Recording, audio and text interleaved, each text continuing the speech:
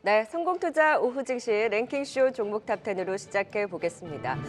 정부의 취지와 의도가 바로 이것이 아니었을까요? 코리아 디스카운트, 저평가되어 있는 기업들 주주가치 제고 등으로 기업 가치를 올릴 테니 한국 시장으로 외국인들이여 들어오라 하는 그 시그널이 오늘이었으면 좋겠다라는 생각이 드는데요. 외국인의 현선물 시장 강한 매수, 또 부진했던 성장주들까지 같이 반등해주면서 기분 좋은 금요일장입니다. 코스피가 지금 2,600선 올라서고 코스닥도 800선 회복 안차. 네, 마감으로 가면서 더 힘내줬으면 좋겠네요. 시장 분위기 계속해서 함께 살펴보도록 하겠습니다. 네, 오늘 이 시간 함께해 주실 분들입니다. 이광무, 전태진, 와운의 파트너, 응혜영 캐스터입니다. 어서 오세요. 안녕하세요. 안녕하세요. 반갑습니다. 네, 랭킹쇼 종목 탑10 바로 시작해 보도록 하죠. 오늘의 종목 10위부터 8위까지 보고 오시죠.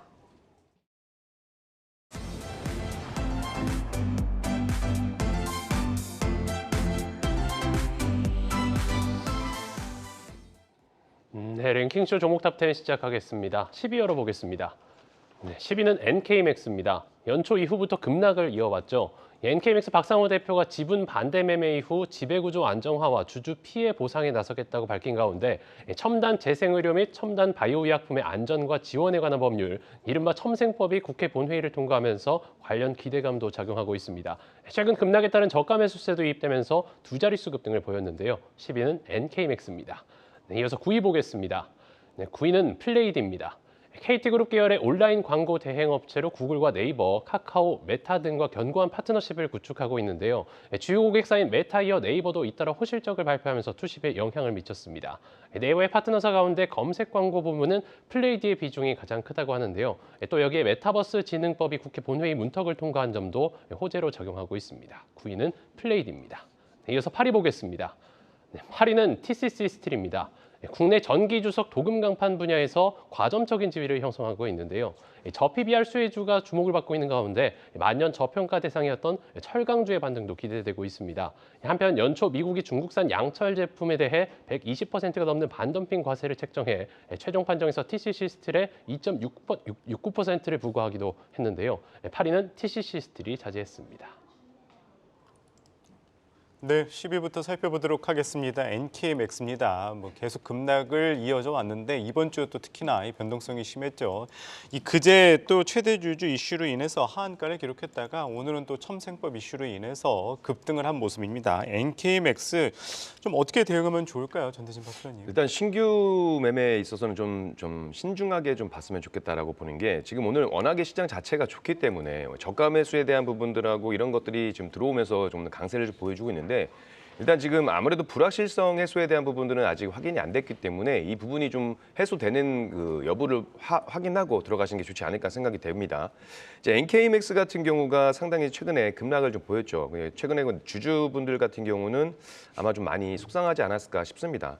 결국에 반대 매매가 이루어진 것은 지난 24일인데 대규모 매도 물량이 나오면서 NK맥스가 이제 하한가를 기록했죠. 근데 이 하한가가 나왔을 때 이 박 대표의 명의로 나온 이야기 중에 주주한테 이제 주식시장의 대내 변동성으로 인한 그 주가 급락이라고 하고 회사 내부적인 경영에는 문제가 없다라고 이야기를 했어요. 이런 것들이 이제 문제가 됐기 때문에 주주들이 아마 신뢰를 좀 더 잃지 않았나라고 생각을 하고 있는데, 근데 보면 반대 매매가 일어나기 전에 NK맥스 같은 경우에 전망은 좀 괜찮은 편이었습니다. 아무래도 임상 개발 중인 이 세포 치료제를 상용하는 것에 대해서 처음 매출을 내겠다는 포부도 밝혀왔었고, 지금 임상 개발 중인 미국에서 지금 이 알츠하이머 치매 환자를 대상으로 임상 이상을 진행 중인데, 지금 현재 박 대표의 임기는 정해져 있어요. 임기가 아직 정해져 있기 때문에 2026년 3월까지 정해져 있는데 경영권은 그대로 유지될 것이다라고 하지만 아직은 그래도 불확실한 그 환경 속에 있다 보니까 이 임상에 대해서도 어느 정도 좀 경고등이 들어오지 않았나라고 생각을 하고 있고요.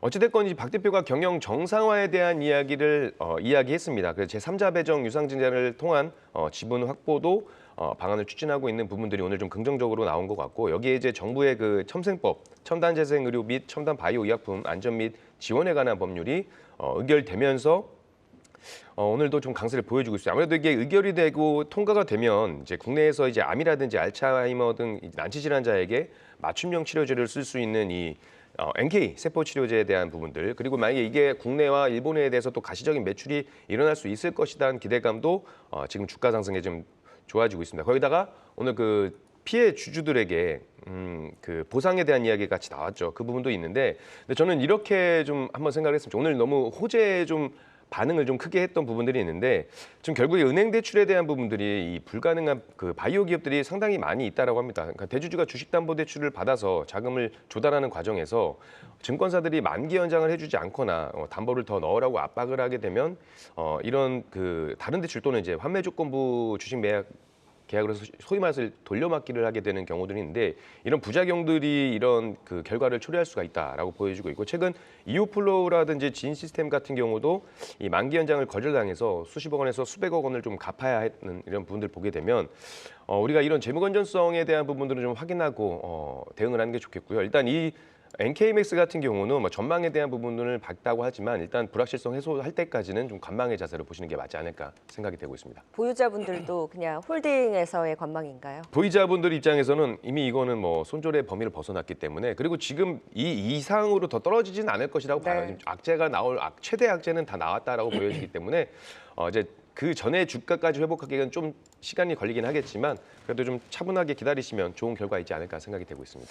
정말 좀 무시무시했던 NK맥스입니다. 주가 빠지는 거 보고 이래서 바이오주들은 무섭다 생각하신 분들도 많으실 것 같은데요. 그래도 주주 보상이라든지 대표의 적극적인 해명과 함께 오늘 모처럼 반등을 주고 있기는 하나, 그래도 조금 더 불확실성 해소까지는 기다려보자, 관망에 대한 의견 주셨습니다.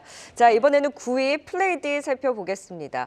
틱톡샵 이슈는 한 번씩 좀 부각이 되는데, 연말에 이제 올라왔던 주가들이 요즘 조용하다가 오늘 다시금 좀 이슈 부각과 함께 플레이디뿐만이 아니라 FSN 그리고 모비데이즈, 레뷰 코퍼레이션 등이 움직였는데, 플레이디는 상한가인 반면에 사실 다른 종목들은 힘이 다소 빠지기도 했거든요. 각각 좀 주가 움직임이 다른데 그래도 그 이슈를 좀 반영해 나갈 수 있을까요? 지난 이제 4분기 때 이제 실적 전환에 대해서 상당히 좀 관심을 가질 수 있을 것 같은데, 우선 이제 플레이디가 지금 구글이라든지 네이버와 같은 주요 플랫폼사에 대한 광고 계약을 좀 맡고 있습니다. 이것만으로도 좀 안정적인 고객사 확보에 대한 모멘텀이 좀 형성되어 있는데, 최근에 이제 그들의 기업들에 대한 이 실적이 상당히 좀 안정적이었다라는 이야기로 해서 오늘 특징주 큰 움직임이 나왔고요. 저는 이제 그보다도 이 네이버에 대한 실적 발표가 이 기업의 모멘텀이 컸다라고 생각을 합니다. 지금 이제 네이버가 새롭게 이제 급 성장하고 있는 모습은요, 올해 연간 그러니까 지난 4분기 때까지 해서 연간 최대 실적을 좀 기록하기도 했었는데, 뭐 AI 서비스를 진행하는 부분들도 있었지만은 또 새롭게 지켜봐야 되는 부분이 미디어 신사업 부분이었습니다. 최근에 와서 이제 이 컨텐츠에 대해서 많이 거론이 됐었는데, 네이버의 치지직이라는 이 플랫폼이 있었죠. 지금 이제 한 달여 정도 됐는데 초반 이 사용자가 상당히 급증을 했습니다. 오늘 같은 경우에는 뉴스 기사글 보셨을 때는 130만 명 확보했다는 소식이 나왔는데, 이로 인해서 이 네이버 치지직과 연계되어 있는 광고 기획에 대한 부분들, 그 성과를 플레이디에 대한 이 모멘텀으로 좀 작용이 된 것 같고요. 아무래도 네이버에 대한 후광으로 해서 오늘 플레이디가 크게 급등했다라고 보시면 좋을 것 같은데, 보다 더 적극적인 이 실적에 대한 확인 때까지도 모멘텀이 더 유효하지 않을까. 그리고 이제 추후에 플레이디가 이 구글과 네이버 그밖에 다른 플랫폼에 대한 고객사 확보에 대한 모멘텀까지 더한다라면은 저는 직전에 있었던 신고가 위치까지는 충분히 도달할 수 있지 않을까라고 생각을 합니다. 우선 직전에 있었던 신고가 위치가 7,900원 라인대인데요. 일단 1차적 했을 때는 7,300원에서 7,500원 라인대까지는 무난하게 올라갈 것 같고요. 만약에 이제 지지선 테스트를 한다라면은 하단에서는 6,500원 이 라인대가 지지된다라면은 단기 트레이딩 관점도 괜찮다. 미디어 광고 실적 전환에 대해서 관심 있게 보자라고 이야기 드리겠습니다. 네, 직전 신고가까지 무난하게 기대해 볼 만한 이 플레이디 또 긍정적인 의견 들어봤습니다. 이어서 8위 TCC 스틸 또 살펴보도록 하겠습니다. 또 철광주 가운데 이 업황 개선에 따른 또 기대도 있는 상황입니다. 뭐 연초 이 미국의 반덤핑 이슈도 있기는 했는데요. TCC 스틸 어떻게 대응하면 좋을까요, 전태진 파트너님? 일단 이 최근에 강세를 보이고 있는 게 저 PBR 관련된 종목들이 상당히 강세를 좀 보이고 있는데, 이 철강이나 화학 종목들도 이제 어쨌든 저 PBR 관련주로 좀 엮일 수가 있는 부분들이 있고, 지금 이 철강주들도 가장 큰 모멘텀이라고 본다라고 한다면 지금 이 저 PBR 관련된 종목이다라고 보시니까 저는 좀 더 좀 긍정적으로 볼 수 있다고 보고요. 근데 철강주가 보통 이제 전기요금에 대해서 변동성이 좀 나와요. 이전에 우리가 전기요금이 인상이 됐었고 동결이 됐을 때 철강주들이 좀 강세를 보였던 흐름들이 있습니다. 그냥 기본적으로 철강업이 대표적으로 전기 과다 사용 업종으로 이제 알려져 있고 전기 요금이 킬로와트 시당 이제 1원 인상될 때 연간 원가 부담이 약 200억 원 가량이 늘어나는 것으로 알려져 있습니다. 그래서 이 동결이 됐을 경우에 좀 전기 가격에 대해서 변동성을 좀 보일 수가 있는데 다만 좀 문제가 될 수 있는 부분들 하나 보게 되면 최근에 이제 산업통상자원부 장관이 이제 지난 31일 전기 요금에 대해서 인상 가능성을 시사를 했어요. 물론 인상 가능성을 시사했다고 해서 이게 과연 저 PBR 관련된 그 강세를 이길 수 있을지 그 힘의 대결은 좀 궁금하긴 합니다만 어찌됐건 이 인상에 대한 부분들을 이야기했었고 그리고 철강 관련된 종목들이 일단 지금 뭐 아직은 진행 중입니다만 이 우크라이나 러시아 지정학적 리스크가 계속 진행 중이긴 한데 우크라이나 재건 관련해서 예전부터 좀 이야기가 좀 나왔었는데 지금 우크라이나 재건 사업 같은 경우가 29조에서 한 30조 원 정도 철강제가 필요하다고 알려져 있습니다. 그러니까 국내 철강제 그래서 수출 기업이 좀 재조명을 받고 있는 거고 우크라이나 도로교통 피해 금액만 40조 원이 복구하기 위해서 3조 원 정도가 필요한 것으로 알고 있고 주택이라든지 건물 이 건설 규모 피해 규모가 100조 원 정도로 지금 추산이 되고 있기 때문에 복구 시에 최소 26조 원의 철강제가 소모될 것이란 이야기가 나오면서 이런 인프라 건설만 따졌을 때 우크라이나 재건에 한 30조 정도 철강제가 필요하다는 전망이 나오면서 좀 부각이 같이 되고 있는 모습들이고 그리고 가장 중요하죠. 지금 기업 밸류업 프로그램에 대한 부분들이 아마 이달 중에 윤곽을 좀 나타낼 것으로 예상이 되고 있는데 아마 월요일 날 시뮬레이션 관련된 그 결과치는 나오긴 할 겁니다. 근데 그 이제 어쨌든 거기에 따른 이번에 그 기업 밸류업 프로그램에 대한 부분들이 저 PBR 관련된 종목들 철강주에도 수혜를 좀 줄 수 있을 것이다 보고 있고 여기에 좀 호재가 될 만한 게 또 하나 더 있죠. 최근에 중국에서 증시부양책에 대한 부분들이 좀 나왔었는데 이 증시부양책뿐만이 아니고 지준율 관련된 부양책을 같이 보여주고 있고요. 그 덕에 철강제 가격이 좀 상승을 보였습니다. 아무래도 그런 부분들도 있다 보니까 그런데 철강제의 이 상승 가격의 흐름들은 당분간 좀 이어지지 않을까라는 생각을 좀 하고 있고요. 아무래도 중국에서 이제 내수 부진에 따른 추가적인 경기 부양책, 지원책들이 나온다라고 한다면 철강업황 개선 기대감이 조금 더 강세를 보여줄 수 있다라고 판단이 되고 있고 오늘 7.5% 정도 오르긴 했습니다. 그런데 제가 봤을 때는 우리가 좀 타이트하게 봤을 때 손절가는 51,700원, 51,800원 정도 바라보시면 좋을 것 같고 저는 지난 고점 59,400원은 충분히 한번 터치하지 않을까 생각을 하고 있기 때문에 좀 보유하고 계신 분들은 들고 가셔도 좋을 것 같다라고 말씀드리고 싶습니다. 궁금한 거 하나 여쭤봐도 돼요? 네. 사실 다른 철강주들은 PBR 1배 미만이 많은데 TCC 스틸은 2차 전지 모멘텀이 있다 보니까 다른 이런 철강의 저 PBR 대비로는 PBR 6배거든요. 맞아요. 그러니까 낮지 않아요. 네, 낮아요. 그럼에도 불구하고 이런 기업 밸류업의 그 수혜를 볼 수 있다라고 할 수 있나요? 철강 업황 자체가 그러니까는 결국에는 PBR이 낮은 기업들의 수급이 좀 몰린다라고 보여지고 있지만 결국 그로 인해서 섹터들이 같이 움직이고 동반 상승해주는 모습들이 보여지고 있고 TC 스틸 같은 경우도 그러한 부분들 말고 아까 말씀하신 것처럼 여러 모멘텀이 좀 같이 나온다라고 본다면 저는 충분히 그 시류에 따라서 같이 움직임 보여줄 수 있을 것 같고요. 그리고 아까 2차 전지 좀 말씀을 하셨는데 2차 전지도 지금 낙폭을 좀 바닥을 찍고 다시 한번 반등을 보여주고 있는 모습들. 네. 그래서 2차 전지에 큰 하락이 나오지 않는다라고 한다면 그 모멘텀이 계속해서 좀 이어질 것이라고 좀 보여지기 때문에 일단 지금의 시장의 가장 큰 이슈는 PBR 관련된 종목으로 움직임이 좀 더 강하다라고 저는 보고 있습니다. 네, TCC 스틸까지 들어봤습니다. 계속해서 7위와 6위 종목도 알아보도록 하겠습니다.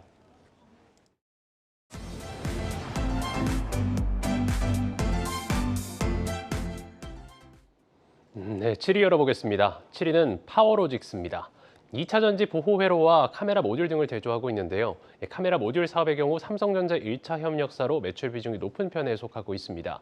소형 2차 전지 보호 회로 개발 생산 경험을 바탕으로 중대형 2차 전지 보호 회로와 배터리팩 사업도 본격화하고 있는데요. 7위는 파워로직스가 이름 올렸습니다.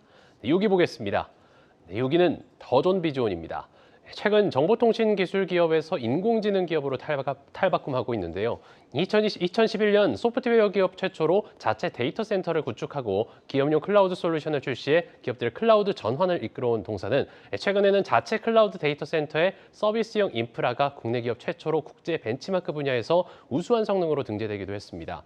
지난 24일에는 새로운 브랜드 슬로건을 공개하면서 신규 AI 서비스를 올해 순차적으로 출시하겠다고 밝힌 바 있는데요. 6위는 더존 비주온입니다. 네, 7위 파워로직스입니다. 사실 초전도체 테마로 엮이는 종목이기도 하죠. 그래서 관련해서 보면 테마에 엮이다 보니 변동성도 크고 뉴스에만 반응하는 움직임이 나오는데 테마로 보자니 지금 신성 델타테크가 같은 이제 초전도체 테마에 있는데 지금 시총 11위까지 올라온 거 보면 와 테마장의 현상이 그대로 지금 보여주는 대표적인 그 네. 현상이 아닌가라는 생각이 들어요. 근데 파워로직스는 카메라 관련한 이제 이슈도 있긴 하지만 테마가 붙기는 했잖아요. 네. 어느 쪽에 무게를 두고 봐야 되나요? 냉정하게 오늘은 초전도체 관련주로 움직임이 나온 것 같습니다. 근데 저는 개인적으로 파워로직스를 좀 기대해 본다라면 카메라 모듈 쪽으로 좀 바람을 좀 받으면 더 건강한 상승이 나오지 않을까라고 예상을 하고 있는데요. 여러분들도 아시겠지만 갤럭시 S24 출시를 앞두고 있습니다. 사전 예약이 끝났고요. 사전 예약이 흥행을 했고요. 이로 인해서 이제 지금 가장 또 중요한 포인트 중 하나가 카메라 모듈 기능인데 아마 고해상도, 고화도, 고도화에 대한 카메라 모듈은 파워로직스, 캠시스 그리고 전향적인 삼성과의 카메라 모듈 기업은 나무가 이런 종목들이 좀 그룹핑이 돼서 움직임이 나온다라면은 저는 일단은 스마트폰 부품주들이 사실 주목받은 지가 상당히 오래되었거든요. 그래서 이제 그 모멘텀을 받아온다라면은 저는 상당히 좀 큰 움직임도 나올 수 있지 않을까 생각을 하고 있습니다. 근데 이제 오늘장의 움직임들을 봤을 때는 신성 델타테크와 함께 동반된 움직임들을 보이다 보니까 초전조체에 대한 이 모멘텀으로 올라오는 모습이 좀 포착이 되고요. 그래서 이제 단기적인 흐름 안에서는 저는 오늘 급등세에서는 좀 일부 수익을 좀 챙겨야 되지 않을까라고 생각이 되고요. 다만 이제 추후에 스마트폰 부품적으로 해서 카메라 모듈 기업들이 움직임이 나온다라면은 캠시스, 나무가 그리고 파워로직스를 한데 묶어서 꼭 보셔야 되지 않을까.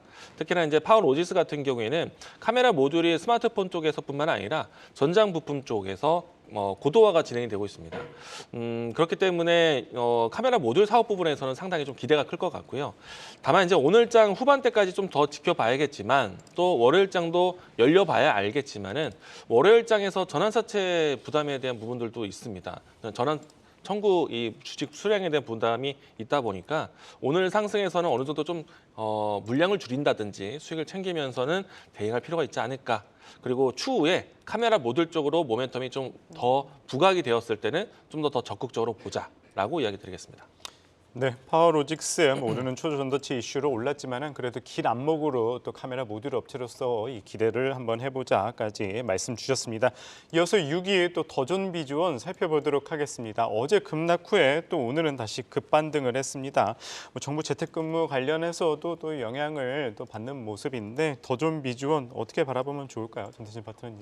저는 지금도 추세적으로 좀 박스권 흐름을 보이고 있긴 하지만 추가적으로 상승이 가능하다라고 보여지고 있습니다. 일단 더존비주원 같은 경우가 ERP라든지 전자세관 계산서 관련된 소프트웨어 분야에서 필요한 이 각종 솔루션을 제공하는 대한민국 대표 ICT 기업이라고 보시면 될 것 같고요. 최근에 AI 관련된 종목들을 보게 되면 급등 이후에 좀 조정을 받는 모습들이 상당히 많이 보였습니다. 한국과 컴퓨터도 마찬가지였고 이런 종목들이 어쨌든 내림세를 좀 보였던 이유는 단기 급등에 따른 어떤 피로감이 나왔다라고 보시면 될 것 같고 근데 어제 미증시가 좀 강하게 상승을 해줬습니다. 그래서 기업들 실적 발표에 따른 급등을 보인 부분들도 있고 최근에 아무래도 조정받았던 이유 중에 하나는 저PBR 쪽으로 이제 수급이 쏠린 그런 경향들도 있다라고 보는데 어제 메타나 아마존 같은 경우가 실적 발표에 따른 강세를 보이고 좀 많이 상승을 보였던 부분들이 기술주 상승에 긍정적으로 모멘텀을 준 것 같고요.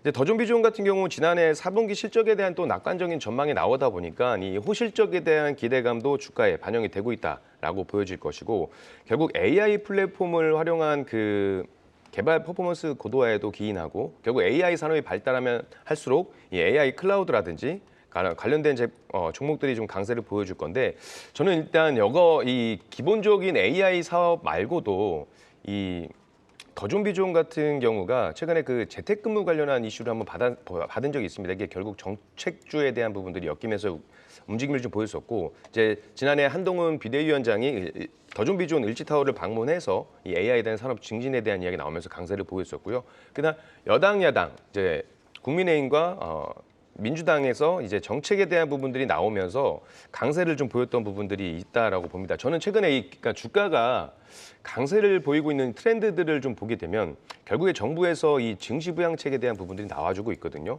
보게 되면 지금 저피별도 마찬가지겠지만 첫 번째로 좀 공매도 금지를 좀 했었고요. 두 번째 대주주 요건을 완화했었고 그리고 이제 금투세 폐지에 대한 부분들 그리고 이제 기업 밸류업 프로그램까지 이어지면서 결국 증시 호황을 좀 일으키고 있는 부분들이 결국에는 이 정책주와 함께 맞물려서 그 이벤트에 귀결되려는 모습들을 보이지 않나라고 생각을 해서 이런 것들을 좀 다 같이 생각해 보시고 관련된 종목들을 공략해 보시면 좋지 않을까라고 생각을 하고 있고 이 더존비존 같은 경우도 지금 박스권에서 44,000원 바닥을 다져주고 올라오는 모습들 보여주고 있는데 오늘 가격 기준에 봤을 때는 저는 손절을 가지고 계신 분들 혹시 오늘 들어가신 분들이라고 한다면 손절은 48,750원 정도 잡아보시면 좋을 것 같고요. 목표가는 일단 61,000원 제시를 좀 해드리도록 하겠습니다. 네, 목표가도 긍정적으로 잡아주셨습니다. 최근에 AI 모멘텀뿐만이 아니라 어닝 서프라이즈에 대한 기대, 저가권에서 강한 매수세가 유입되면서 단기 급등에 나온 더존비존, 향후의 긍정적인 방향과 또 정책에 대한 기대 유효하다라는 분석까지 들어봤습니다. 10위부터 6위까지 투자 포인트 확인하고 또 실적 발표 앞두고 있는 기업들 IR센터까지 만나보고 오시죠.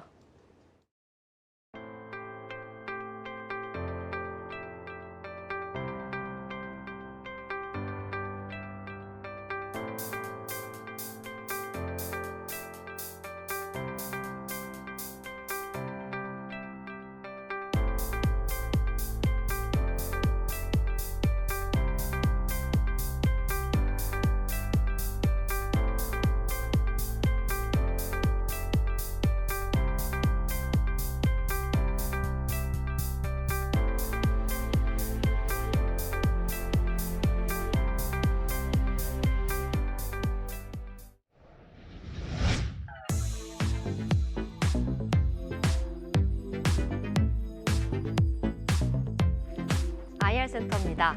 먼저 26일 장 마감 후 성적을 발표할 하이브의 4분기 실적 전망 알아보겠습니다. 매출은 6,499억 원으로 전년 동기 대비 21% 증가할 것으로 보이고요. 영업이익도 900억 원으로 이 또한 76% 급증할 것으로 시장은 예상하고 있습니다. 이어서 한 해 동안의 분기별 변화도 알아보겠습니다. 하이브 지난 3분기 비와 뉴진스 인기로 창사 이래 거둔 3분기 실적 중 가장 높은 실적을 기록했습니다. 이와 함께 4분기에도 매출과 영업이익 모두 상승세를 이어갈 것으로 전망되고 있습니다. 이어서 증권가에서 이번 실적과 관련한 의견 어떻게 내고 있는지도 살펴보겠습니다. 먼저 신한투자증권에서 4분기는 비용의 계절인 만큼 결산 과정에서 일회성 비용이 나올 수도 있지만 이 활동과 수익 다각화 측면에서 보자면 창립 이래 최대 실적을 기록할 것으로 보고 있습니다. 그렇지만 증시 조정과 엔터업종 전반의 투심 악화로 인해 목표가는 내려잡겠다고 밝혔습니다. 다음 교보증권의 의견도 한번 살펴볼까요? 4분기 실적 시장 예상치를 뛰어넘을 것으로 보고 있습니다. 더불어 올해 BTS 솔로 앨범 발매, 신인 4개 팀 데뷔, 퍼블리싱, 그리고 뉴진스 첫 단독 투어라는 4가지 모멘텀이 있기에 성장세 이어갈 것이라 분석하고 있습니다. 하이브 최근 외국인 수급이 조용히 유입되고 있는 가운데 주가는 닷새 만에 반등하고 있습니다. 오늘 3% 오르면서 20만 원대 회복한 모습 나타나고 있습니다. 이어서 15일 실적 발표를 예고한 펄어비스의 4분기 실적 전망 알아보겠습니다. 매출은 855억 원으로 전년 동기 대비 16% 줄어들 것으로 보이고요. 영업 손실도 66억 원을 기록하면서 적자로 돌아설 것이란 컨센서스가 나오고 있습니다. 이어서 분기별 추세도 한번 살펴볼까요? 펄어비스 작년 한 해 매출은 방어했습니다. 하지만 영업이익에 기복이 두드러지게 나타나고 있는데요. 특히 2분기 광고비와 인센티브 지출로 인해서 140억 원대 영업 적자를 기록했습니다. 더불어 신작 장기 부재 속 3분기도 전년 동기 대비 부진했고 이 기조 4분기까지도 이어질 것으로 보이고 있습니다. 그렇다면 증권가에서 최근 펄어비스에 대해서 어떻게 평가하고 있는지도 알아보겠습니다. 먼저 KB증권에서는 투자 의견도 바이에서 홀드로 내리고 목표 주가도 38,000원으로 내려잡은 점이 눈에 띄고 있습니다. 그 이유로는 실적 부진과 더불어 이 붉은 사막의 출시 일정이 내년 1분기로 연기됐기에 다른 신작들 또한 더불어 밀릴 것을 우려하고 있습니다. 다음 하나투자증권 역시 올해에도 실적 개선은 어려울 것이라 전망하면서 눈높이를 낮추고 있습니다. 펄어비스 올해에 대한 보수적인 뷰와 함께 신저가 부근에서 움직이고 있습니다. 그래도 오늘은 시장 훈풍 속에 빨간불 켜내면서 현재 34,150원에 거래되고 있습니다. 지금까지 하이브와 펄어비스의 4분기 실적 전망 알아봤습니다. 네, 실적 발표 앞둔 펄어비스와 하이브 각각 또 전망 들어보도록 하겠습니다. 이원 파트너님, 네. 펄어비스 같은 경우는 허러비스라는 불명예스러운 별명이 있을 정도로 네. 사실 신저가 찾기가 쉽지 않았는데 지금 실적도 그렇고 신작에 대한 모멘텀도 그렇고 네. 다 기대치가 낮은 상황이잖아요. 네. 그래도 오늘 뭐 넷마블, 크래프톤 전반적으로 게임주들 반등을 시도하는데 그래도 좀 네. 바닥을 잡을 수 있는 여지가 있을까요? 일단은 그 부분들을 계속 의심하고 있는 상황인 거죠. 워낙에 이제 우리가 알고 있는 저조한 모습들은 뭐 시장에서 다 알려진 만큼 알려진 상태이고 전반적으로 게임 업황에 대한 훈풍이 나온다면은 펄어비스 지금 당장은 실적은 안 좋지만은 추후에 실적을 이겨낼 수 있는 강력한 또 신작 게임도 있다라는 측면이 이 종목을 또 쥐고 보는 그런 모멘텀이 아닐까 생각이 되는데 아무래도 이제 원히트 게임사가 아무래도 좀 불안한 거는 이유가 있죠. 다만 이제 그 내용들 때문에 계속해서 저착폭이 좀 커지고 있는데 강력한 한 방을 기다리고 있는 거는 붉은 사막에 대한 출시 모멘텀입니다. 아무래도 이제 뭐 PC 또 콘솔 형태로 해서 출시가 될 것이고 특히나 이제 해외 유저들에 대한 관심이 뜨겁기 때문에 아마 해외 이 수요에 대한 부분들 실적 전환은 상당히 클 수도 있겠다. 콘솔 게임에 대한 흥행 여부를 기대해 보셔도 좋겠다라는 생각이 듭니다. 다만 이제 이 내용조차도 사실 우리가 이제 어느 정도는 알고 있는데 과연 이 신작 게임 출시가 언제인가가 중요한 것이거든요. 기대는 많이 하고 있는데 그 기대만큼 신작 출시에 대한 시기가 계속 한 번, 두 차례 정도 벌써 지연이 되고 있습니다. 올해도 출시가 좀 어려울 것 같고 일단 미뤄둔 것이 내년 초였는데 역시나 또 한 번 더 지연이 되다 보니까 내년 상반기에 과연 볼 수 있을까에 대한 의문이 좀 들고 있습니다. 물론 어느 시점에서는 지금의 저자 위치보다는 이제는 뭐 신작 출시에 대한 기대감으로 돌아올 건데 아직까지는 좀 명확한 구체화된 내용들을 보기 이전까지는 펄어비스에 대한 접근이 자체로만 좀 힘들지 않을까. 게임 전반적인 업황에 대한 개선 흐름이 나온다라면은 바닥을 한번 찾아보겠는데 지금은 이 종목 하나로만 본다라면은 저는 시기적으로 지금은 아닌 것 같다. 네. 조금 더 지켜보고 접근하자라고 얘기드리겠습니다. 네, 펄어비스에 대한 보수적인 의견 주셨고요. 이어서 하이브에 대해서도 또 살펴보도록 하겠습니다. 사실 엔터즈 지난 연말부터 이 각종 이슈 속에 좀 부진을 계속 이어가고 있었죠. 그 가운데 좀 하이브는 그래도 좀 괜찮지 않을까 좀 기대감이 있는 모습인데 하이브 일단 실적 전망은 나쁘지 않습니다. 어떻게 보시나요, 전대진 파트너님? 개별적인 호재가 좀 있다 하더라도 전반적으로 섹터 자체가 주목을 못 받는다 그러면 조금은 좀 지지부진한 흐름이 이어지지 않을까라고 생각을 하고 있습니다.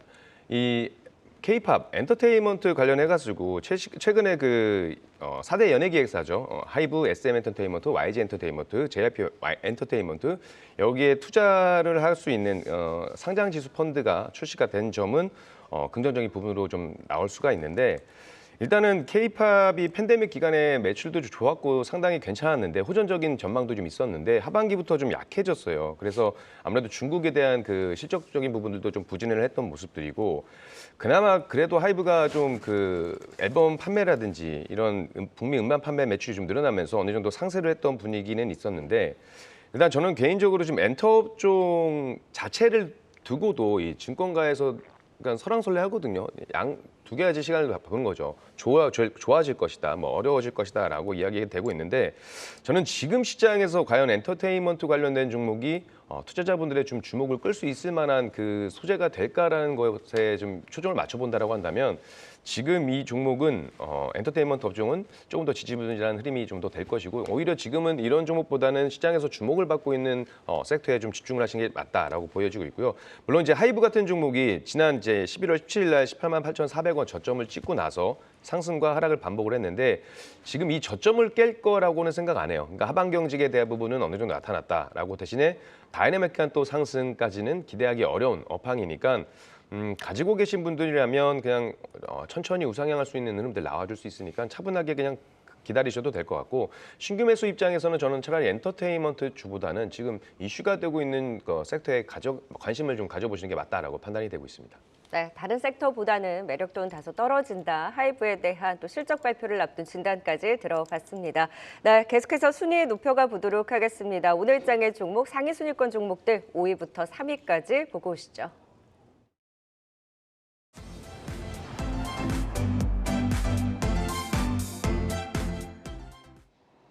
이어서 5위 보겠습니다. 5위는 토니몰입니다. 4거래일째 약세를 이어오다 급반등을 보였는데요.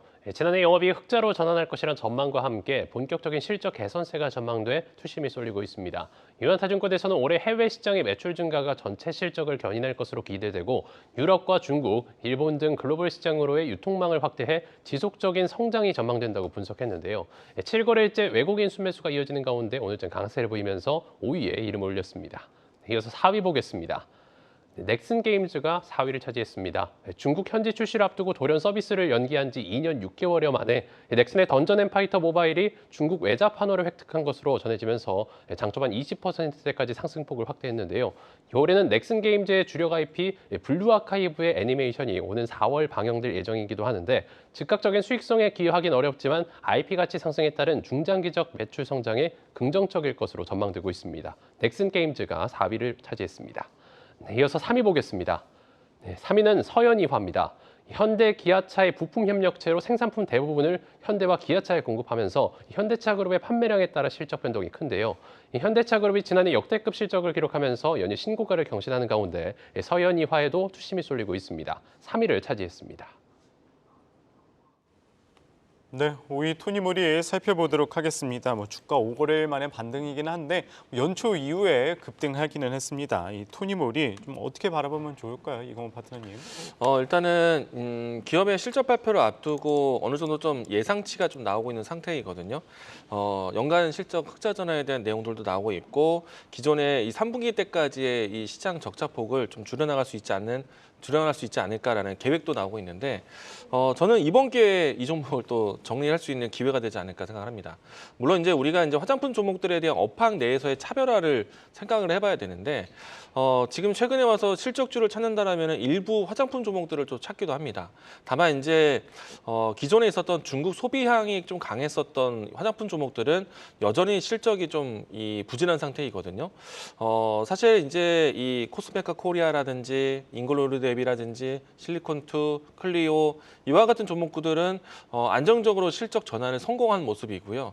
다만 이제 이들 기업들에 대한 특징을 본다라면은 중국의 의존도를 낮추면서 다른 글로벌 시장, 해외 판매에 대한 부분들을 좀 더 집중했다는 것이고요.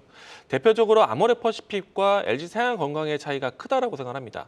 아모레퍼시픽 같은 경우에는 해외 루트에 대한 부분들을 좀 높이면서 기업에 대한 실적 방어를 좀 잘했고 LG 생활건강 같은 경우에는 여전히 면세점에 대한 의존도가 높으면서 중국 의존도에 대한 부분들이 아직 탈피가 되지 않아서 저조한 모습들인데 토니모리는 3분기 때까지는 그랬어요. 근데 이제 4분기 때부터 해서는 적극적인 재무제표 개선에 대한 노력을 했다라고 생각하고 있거든요. 로드샵이라든지 특히나 이제 면세점에 대한 매장을 많이 축소시키면서 비용 지출에 대한 부분들을 좀 낮췄고 그리고 해외 거래처에 대한 부분들을 좀 확대하면서 본격적으로 이제 시장 개척에 준비하고 있는 모습인데 일단 그럼에도 불구하고 다른 기업보다는 일단 전환하는 것에 대해서는 점수를 줄 수 있지만은 일단 실적 발표에 대한 시기가 온다라면은 이마저도 어느 정도 모멘텀에 대한 소멸이 되지 않을까 생각이 되어서 저는 일단 1월 달 동안에 큰 상승이 나왔었거든요. 이 정도 위치까지 다시 올라온다는 거는 일단 모멘텀에 대한 내용이 좀 반영이 됐다라고 생각이 되어서 차익 실현 준비로만 대응하셨으면 그리고 앞에서 이야기 드린 것처럼 해외 쪽에 중국에 대한 의존도를 낮추고 다른 지역, 일본이나 북미나 유럽 쪽으로 항로를 갖고 있는 화장품 기업들을 살펴보시는 게 더 좋지 않을까. 종목 교체 의견을 드리겠습니다. 네, 토니몰이 일단 실적에 대한 기대 어느 정도 반영한 자리에서 비중을 축소하고 조금 더 화장품조 내에서 다른 쪽에서의 이제 교체 매매에 대한 의견 주셨습니다. 자, 이번엔 4위 넥슨 게임즈. 넥슨 게임즈뿐만 아니라 오늘 네오위즈, 넷마블, 크래프톤 전반적으로 게임주들에 대한 반등을 같이 체크해 보도록 할게요. 지금 중국 외자 포너 발급 이슈가 한몫하기도 했고 최근에 중국에서도 규제 우려에 대한 완화 분위기가 확산되고 그리고 엑셀 관련해서도 콘텐츠는 뭐니 해도 찐수해주는 게임주다라는 분위기도 다시금 긍정적인 또 훈풍을 불어넣어줍니다. 여기에 최근에 미래에셋증권에서 게임주도 적극적인 주주 환원책이 기대된다라는 분석 또한 있었는데요. 다만 오늘 좀 윗꼬리를 길게 단 종목들이 있긴 합니다만 게임주들 조금씩 투심이 좀 완화되는 것 같아요. 좀 긍정적으로 보십니까?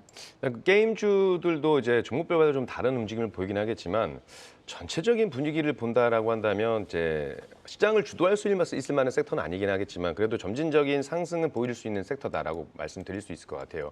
일단 지금 게임주의 그 결국 그 분위기를 주도할 수 있는 것들은 결국 최근에 중국이었거든요. 게임 규제에 대한 그 이야기가 나오면서 게임주들이 약세를 좀 보였었고, 근데 그 규제에 대한 부분들이 홈페이지에서 삭제가 되고, 그리고 또 그 파노 발급에 대한 부분들이 이제 빗장을 좀 풀게 되면서 게임 관련된 종목들이 훈풍이 좀 불고 있다라고 보시면 될 것 같고요.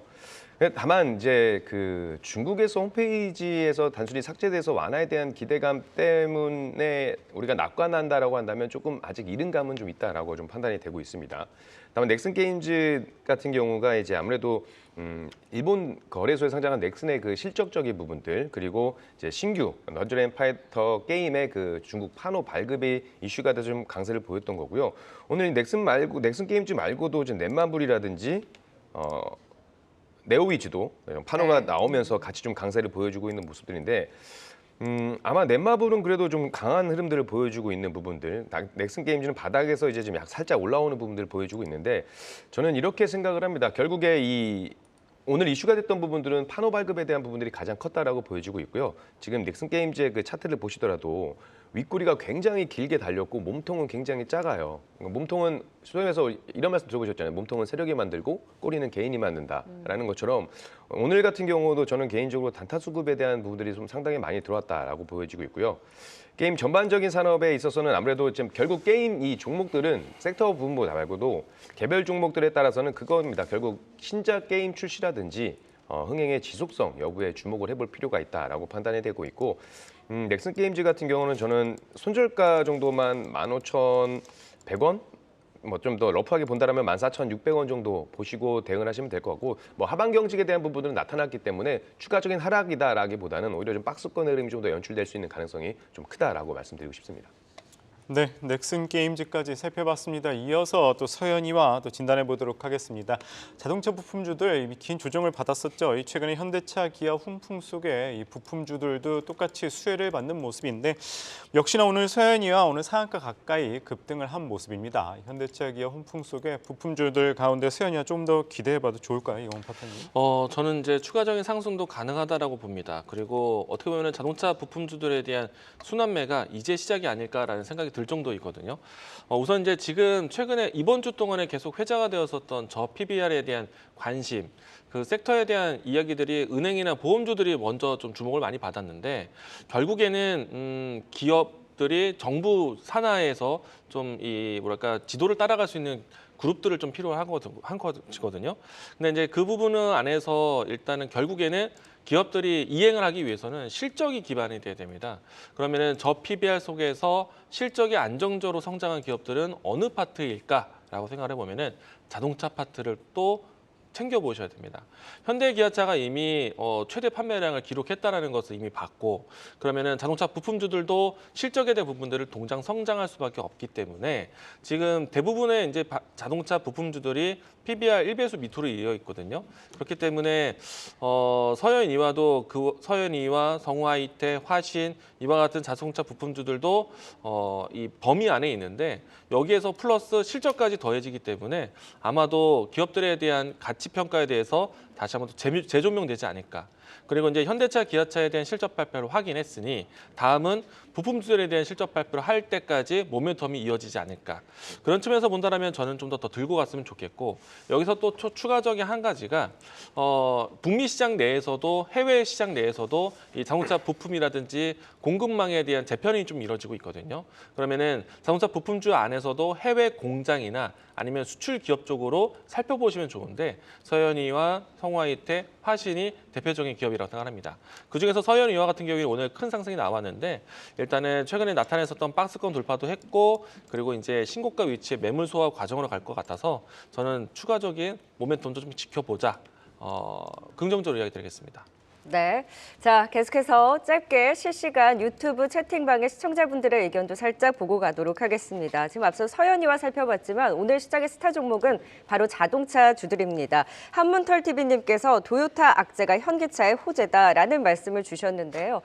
현대 기아차 지금 저PBR 적극적인 주주환원 기대도 있지만 도요타 품질 검사 결과 조작 여파로 지금 대규모 생산 중단이 들어가다 보니 일본의 경우에는 지금 초유의 도요타 사태로 지금 올 GDP가 0.4%포인트 하향 조정될 수 있다라는 지금 사태에 대한 여파를 좀 예의주시하고 있는 가운데 이런 모멘텀까지 붙고 있는 것 같습니다. 지금도 사도 되는지 여쭤보시는 분들이 굉장히 많고요. 그리고 푸님께서 두빌 이제 간다라고 하시면서 지금 체코 신규 원정 수주전 한국과 프랑스 2파전으로 좁혀지고 지금 전반적으로 전력 수급 기본 계획 발표를 앞둔 기대감 반영이 되고 있고요. 안영숙님께서는 또 외국인들이여 한국으로 오세요라고 하면서 오늘 적극적인 시장에 대한 순매수 또 반기고 있는 상황인데요. 자, 지금 자동차 관련해서 살짝 말씀을 해주셨는데 이광훈 파트너님, 네. 지금 도요타 사태가 또 네. 상승의 모멘텀을 또 크게 작용하게 해주는 요인 아닐까요? 그 부분도 맞죠. 예, 네. 일단 남의 불행이 우리의 행복이 되고 있는데 네. 일단은 우리가 이제 그 얼마 전에 GM이라든지 뭐 몇몇 기업들이 전기차 전환에 대한 속도를 굉장히 크게 키우겠다라는 또 투자 방향성에 대한 얘기를 했거든요.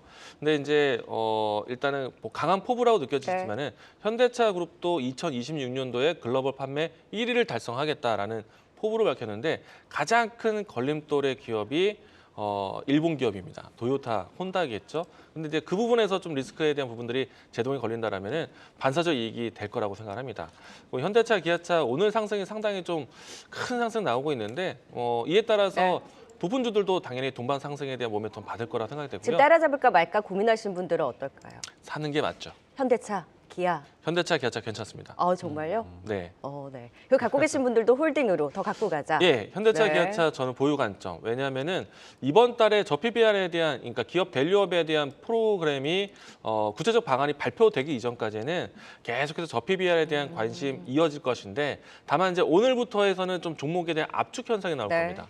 선택과 집중이 될 것이고 결국엔 목적은 주주 환원 가치 코리아 디스카운트인데 그것을 따라갈 수 있는 주주 환원 정책을 할 수 있는 기업은 생각보다 많지는 않을 거예요. 네. 실적이 기반되는 기업들 그리고 이 정부의 충성도를 따라갈 수 있는 대기업일 텐데 그럼 현대 기아차 그룹이라든지 자동차 섹터와 같은 기업들이 좀 필요하지 않을까. 네. 그런 측면에서는 저는 지금도 매력적이다라고 네. 이야기 드리겠습니다. 신규 매수도 유효하다라는 자동차주에 대한 또 실시간 채팅방 분위기 살펴봤습니다. 자, 이제 오늘의 핫한 종목 2위와 1위 남겨놓고 있습니다. 오늘의 2위 한미반도체입니다. SK 하이닉스 약 860억 원 규모 HBM 장비 수주 소식과 함께 오늘 반등에 나서기는 합니다만 아무래도 저PBR, 주주가치 제고 관련한 종목들의 매기가 쏠리다 보니 좀 상승폭은 다소 축소하긴 했습니다. 그럼에도 불구하고 비싼 자리에서도 추세를 잘 유지하고 있는 종목이거든요.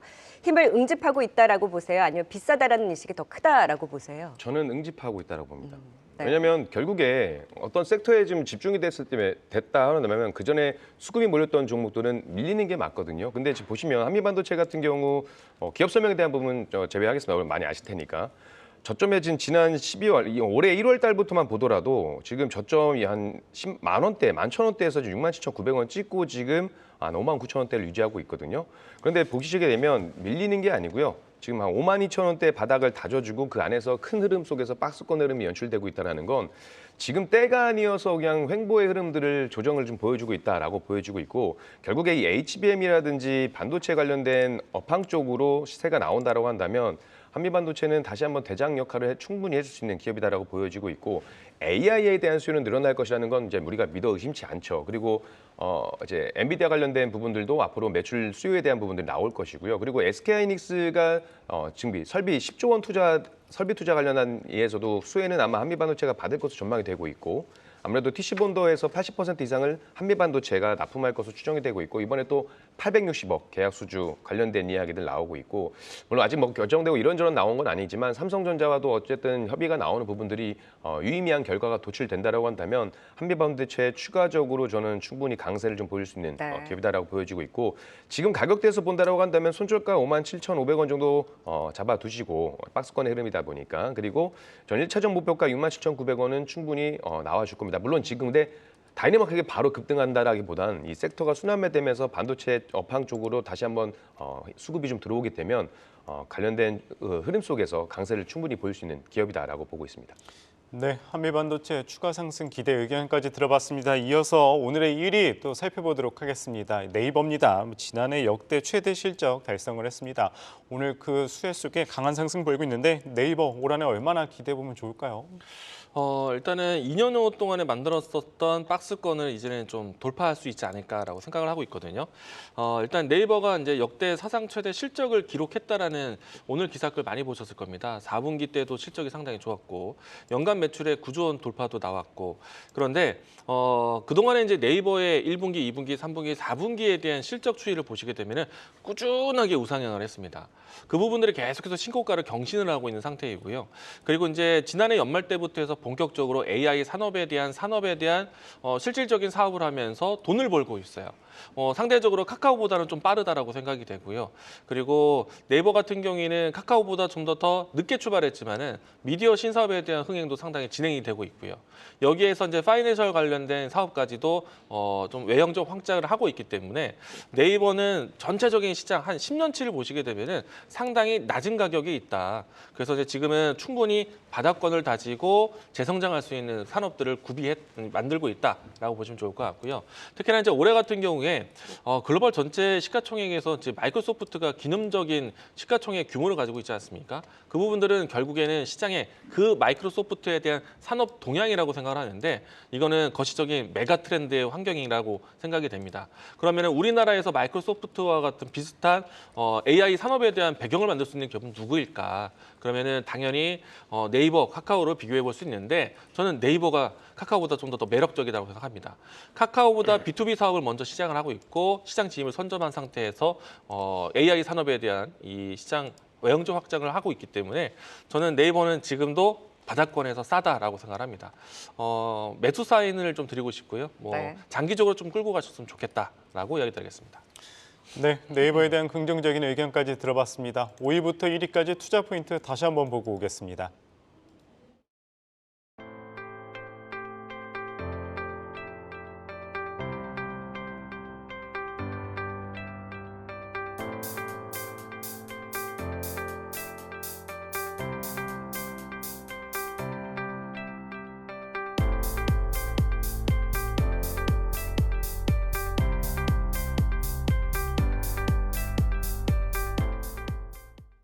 네, 오늘 시청자 자녀 베스트 댓글 선정하는 날입니다. 오늘 당첨자는 시장 좋은 날 우리 안영송님께서 당첨되셨습니다. 하단에 나가는 이메일로 연락처 남겨주시면 한경 구독권 보내드리니까요. 앞으로도 많은 참여 부탁드리겠습니다. 네, 오늘은 이광무, 전태진, 와운의 파트너와 함께했습니다. 말씀 고맙습니다. 고맙습니다. 고맙습니다.